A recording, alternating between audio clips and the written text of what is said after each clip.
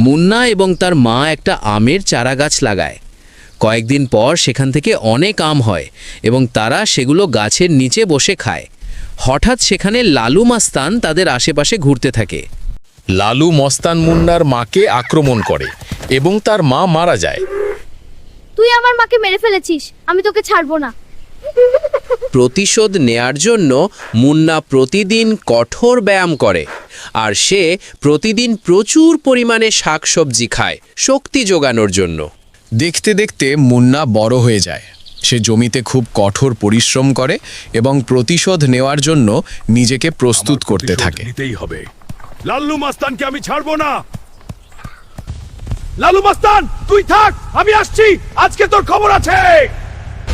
মুন্না এবং লালু মস্তান যুদ্ধের জন্য মুখোমুখি হয়।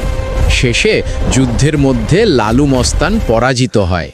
আমার মায়ের জন্য সবাই লাইক এবং সাবস্ক্রাইব করুন আর কমেন্টে নিজের মায়ের নাম লিখুন।